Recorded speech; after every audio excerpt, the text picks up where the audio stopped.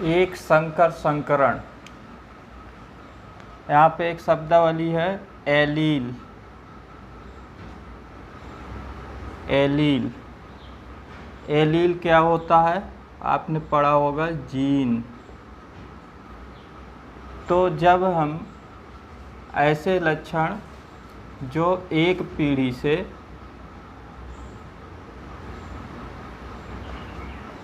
मान लो पेरेंट से कुछ लक्षण जो है जाते हैं संतानों में, जो ये लक्षण जाते हैं किसके द्वारा जाते हैं, ये जीन्स के द्वारा। तो जो ये जीन्स हैं एक जनरेशन से दूसरी जनरेशन में जाने की क्रिया को कहते हैं वंशानुगत। वंशानुगत। और इसका जो जिस साइंस के अंतर्गत स्टडी करते हैं लक्षणों का एक पीढ़ी से दूसरी पीढ़ी में जाना, जिस साइंस में इनका स्टडी करते हैं उसे कहते हैं आनुवंशिकी।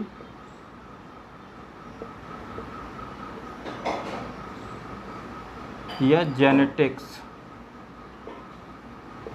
कहते हैं। जेनेटिक्स शब्द का सबसे पहले प्रतिपादन वेटसन ने किया है। जेनेटिक्स के अगर जनक की बात करें तो जनक हैं ग्रेगर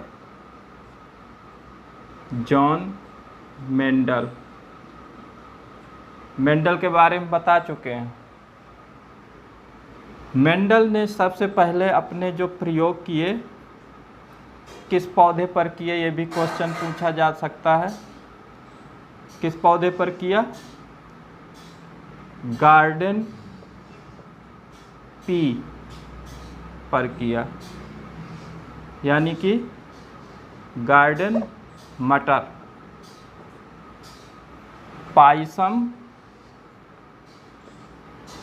सटाइवम,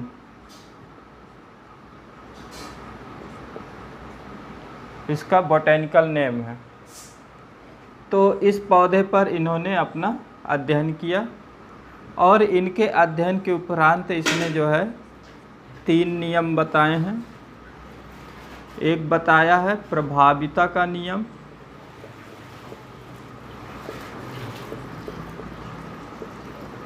आपको याद रखना है कौन कौन से 3 नियम है।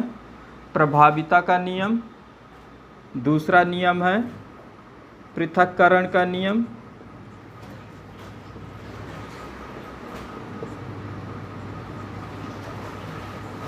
तीसरा है स्वतंत्र अव्यूहन का नियम। ये आप हमेशा याद रखिए। फर्स्ट है प्रभाविता का नियम, सेकंड पृथक्करण का नियम, स्वतंत्र अव्यूहन का नियम। ये याद रखिए। अगर इनको आप समझना चाहते हैं तो समझने के लिए ये 2 चीज़ों के बारे में अध्ययन करना पड़ेगा। एक संकर संकरण क्या है, द्विसंकर संकरण क्या है। तो इसमें से फर्स्ट और सेकंड लॉ का निष्कर्ष आपको जब एक संकर संकरण करेंगे तो उससे प्राप्त होंगे।